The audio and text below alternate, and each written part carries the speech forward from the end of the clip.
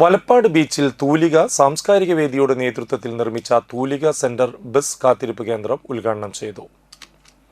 വലപ്പാട് ഗ്രാമപഞ്ചായത്ത് president P K Mohanan master ഉദ്ഘാടനം നിർവഹിച്ചു. തൂലിക പ്രസിഡന്റ് ജയപ്രകാശ് വളവത്ത് അധ്യക്ഷനായി. 1ാം ward member Jisha Sajeesh, vice president Jyothibas Vikranchery, secretary Suresh Manakkattupadi, treasurer Ghosh Vikranchery, Prince Nediyirippil, Surjith Vikranchery, Jijeesh Vikranchery, Shijil Kanjirapparambil, Shyni Shaji, Jitha Ajith Raj, Kanaka Jyothipalan എന്നിവർ ചടങ്ങിൽ സംസാരിച്ചു. പൊതുവായ ഉത്തരവാദിത്തങ്ങളാണ് ആ ഒരു ലൈബ്രറിക്കകത്തോ അല്ലെങ്കിൽ ആ ഒരു സാംസ്കാരിക നിലയത്തിനകത്ത് മാത്രം ഒതുങ്ങി നിൽക്കുന്നതല്ല ഞങ്ങളുടെ പ്രവർത്തനം.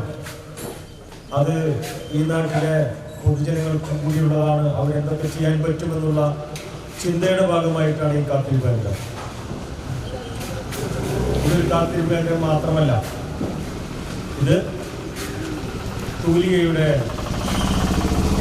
നിന്നും വന്ന ഒരു സിഗ്നേച്ചറാണ്.